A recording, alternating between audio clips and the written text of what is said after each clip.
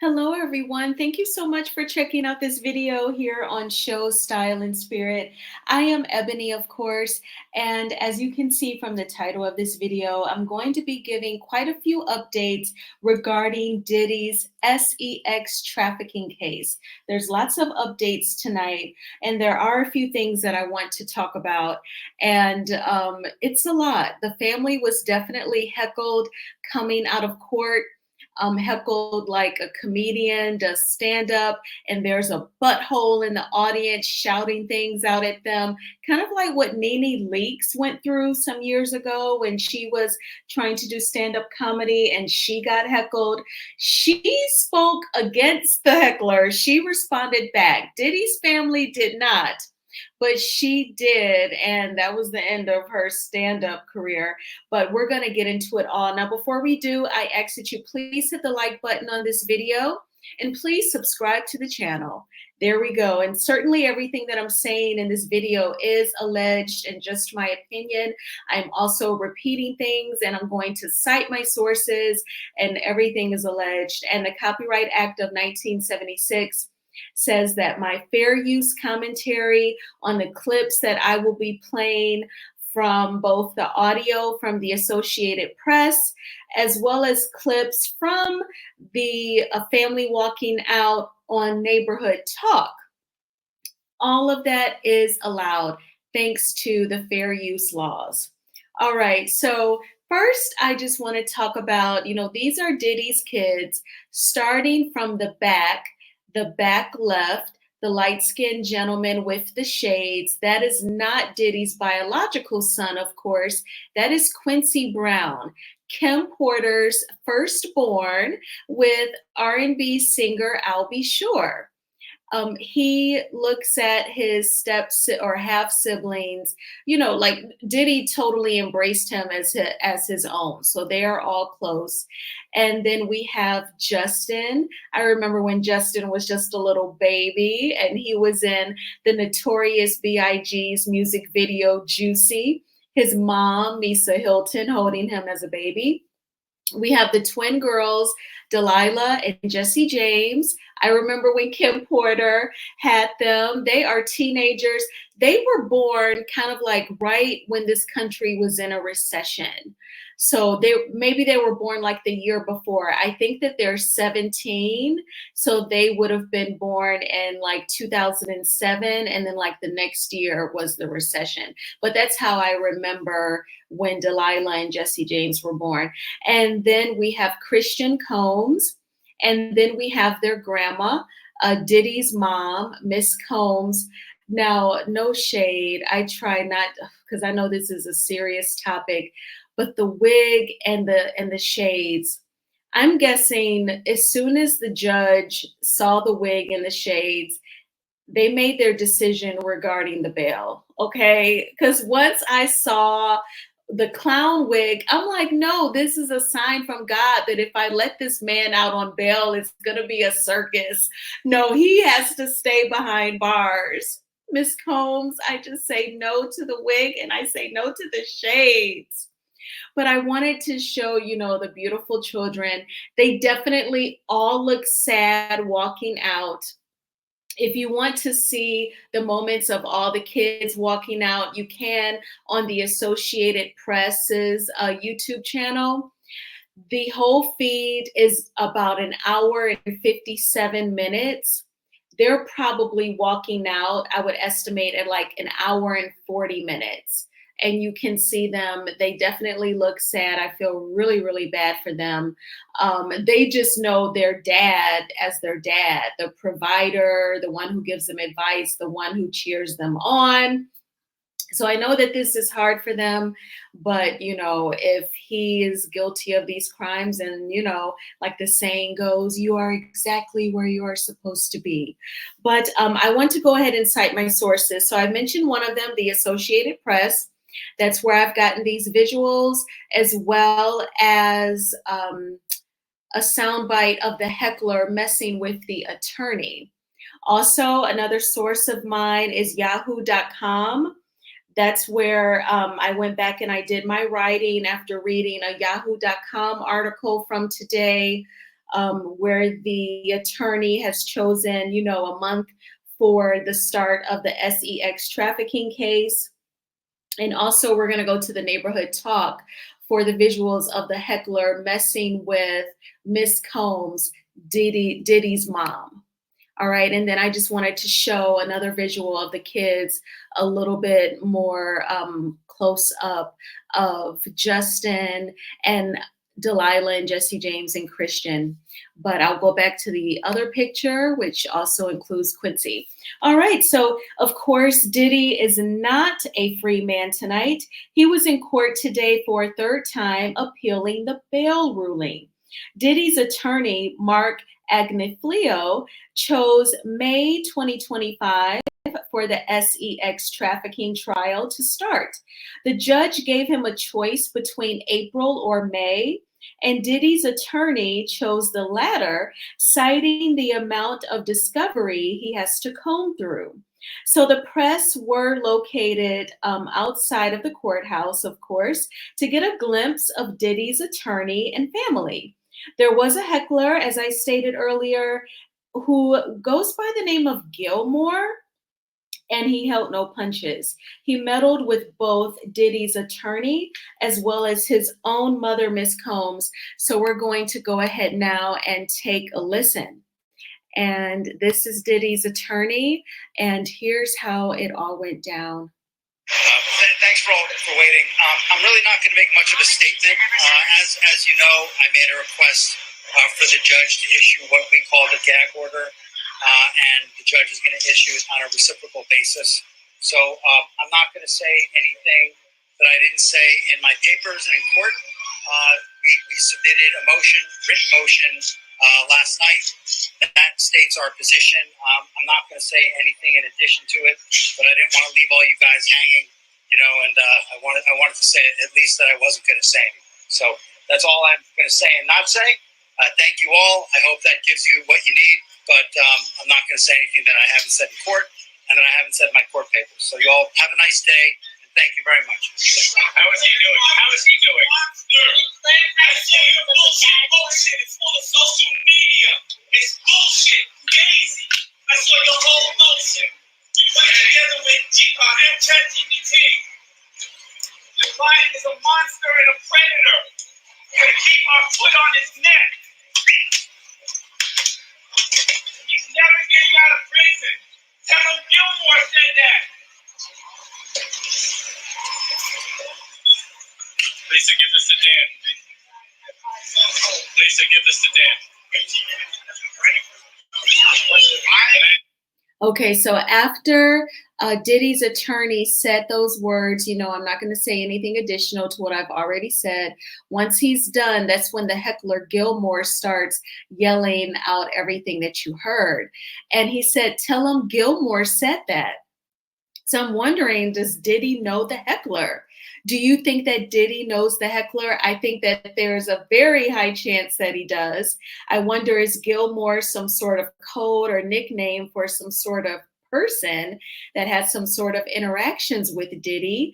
I am wondering, like, I'm very close to Googling Diddy and Gilmore to see if anything were to pop up. I wouldn't be surprised if we hear more from this Gilmore at some point.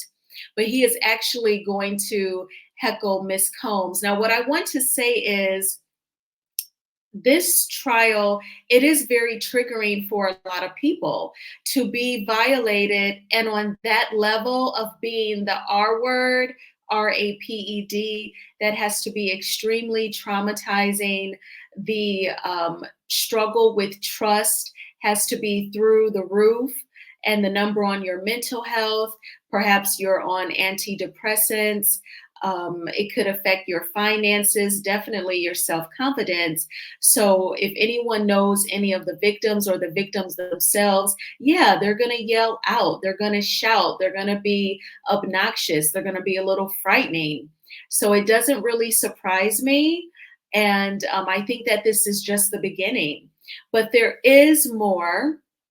So I want to go ahead and now I'm going to prepare to share my screen, because for this, we're just going to go straight to the neighborhood talk, because they actually had the clips of the heckling with the family and not the so I have a couple of neighborhood talks set up so that I can just go straight to it. So I want to see what you all, okay, perfect. So we are going to go ahead and I'm going to mute my mic so that there's not an echo, and then I will go ahead and play this clip.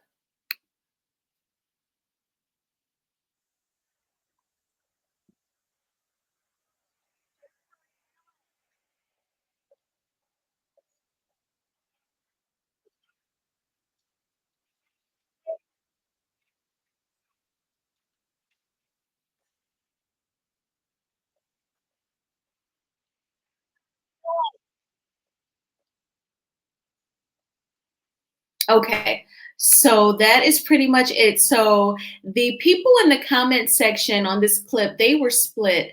A lot of people were saying that, you know, Miss Combs did not deserve that because it's her son who is accused of committing these crimes. And then there's people saying, you know, she was complicit. She knew what her son was up to. And I honestly feel a couple of ways about it. I feel like if it is true that she knew about the alleged freak offs and, you know, the alleged crimes, I could care less that she's being heckled. But if she did not know, if she was in the dark about, you know, her son, then, you know, that would suck, right? I'm sure well, a person with a normal way of thinking would feel embarrassed. And of course, with unconditional love, you're going to feel bad that your son is going through what he's going through. You may have even read her statement. I'm not convinced that she wrote this statement, as it was lengthy, but it did not do her or Diddy any favors. In her statement that came out a few days ago, Ms. Combs talked about, you know, no one is perfect, my son included.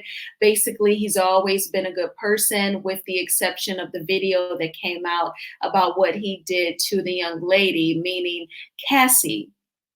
I just kind of feel like, ma'am, you didn't have to put out that statement. That did not help in your son's case. It just kind of makes you look like you're in denial about his true character and how he treats women.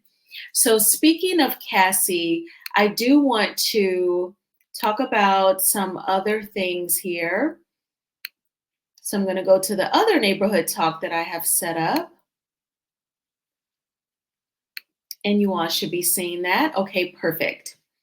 So in this particular Diddy story, his legal team and, you know, the heckler Gilmore was saying, I saw your whole motion. I saw your whole motion, where he tries to drag Cassie, saying that they feel like the feds, the federal agents who have been investigating him, orchestrated the leak of the Cassie assault footage.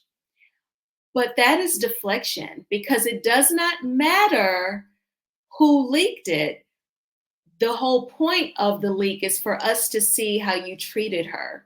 That is what's most important. Who leaked it does not matter. I feel like a guardian angel leaked it at this point.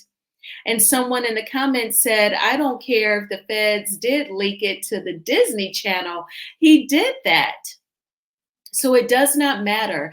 In my opinion, I kind of feel like for all of the money, no telling how much money Diddy is spending on his attorneys, they are not the brightest or the best. He does not have the best attorneys, unless he is so intimidating and they're so fearful of Diddy that they just do whatever he says.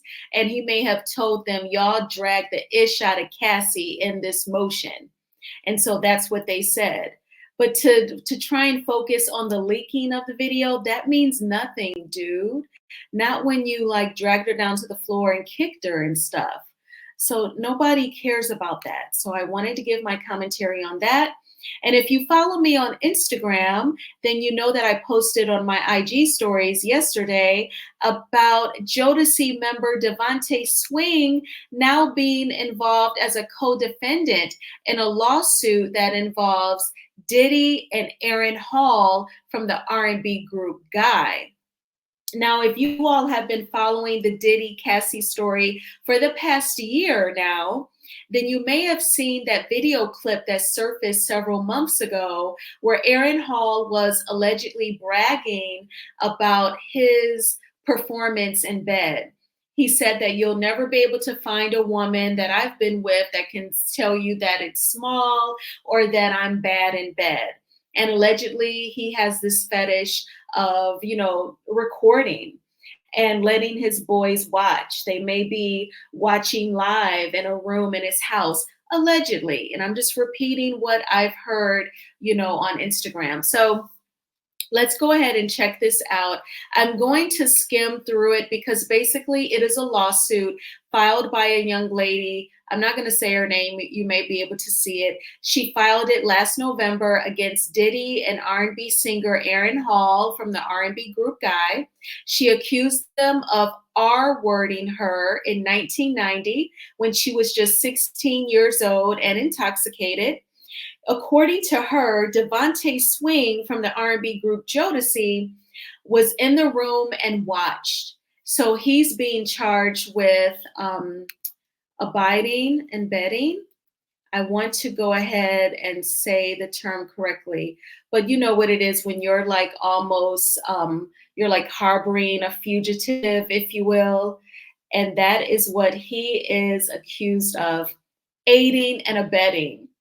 I apologize. The lawsuit accuses DeVante Swing of aiding and abetting. And I knew the details of this. I read it beforehand, but the terminology of what he is specifically being accused of, I had to go back and find. And it is aiding and abetting. So with this, I have to say, if he was in the room watching, she is spot on to add him. He may not have been involved in the actual act, but to not try and interrupt it, not to try and grab her and get her out of there, I'm disgusted. And I get it if you're fearful of Diddy, if you don't want to get jumped by Diddy and Aaron Hall, but at what point do you say, I'm going to do the right thing? At what point do these people say, I'm not just going to go along to get along or to elevate my career? There's so many things, y'all, regarding the entertainment industry that's being circulated concerning the really big, big, big, big superstars, and those executives behind them, the Clive Davises, the Diddys, the Ushers, the Justin Biebers, and, what they go through to elevate their career. So lately I've been thinking, all those singers, and I've made polls on my community tab, right? Like, who is the most slept on artist? And you ask yourself, why are they so slept on? Their careers should have been bigger. But if you are not willing to let someone F on you and run trains on you and DRUG you, then yeah, your career may possibly just go so far. And we see a little bit of that in corporate America, right? It may not be to that extreme, but yeah, if you're not willing to kiss ass or sabotage others so that you can elevate, and some people it is a little sex to get to the top. If you're not willing to do those things, then they're gonna handle you one way, and then those who are willing to kiss ass, their career goes in another direction. So it's sad, but that is reality. And that's just what this is giving. So we'll have to see how this particular lawsuit carries out. I have not read any comments or updates regarding DeVante Swing. There's several lawsuits against Diddy. I read Diddy updates every day. For me and my generation, this is like our OJ. So I definitely try my best to keep up. Now, there were pretty much all of those updates that I wanted to give. So his sex trafficking trial starts in May 2025. He has been denied bail for a third time. His family and attorney was heckled, and DeVante Swing has been added to the lawsuit that involves Diddy and Aaron Hall from the R&B group Guy. So I am going to pose a question and I may make a video on it. Oh my gosh. In terms of the entertainment industry and people willing to do whatever it takes to elevate their career, have you all heard of the egg test? Have you heard of the egg test? Particularly an egg test and men in the entertainment industry. Let me know if you have. I may make a video on it. But I thank you all so much for checking out this video. Please hit the like button on this video as it is a free way of supporting the channel. And please subscribe to Show Style and Spirit if you have not already done so. I hope that you all had a thriving Thursday. I did. I have no complaints. It went by fast. Tomorrow is Friday. I am also excited. It's going to be a fantastic Friday. And I will talk with you all soon.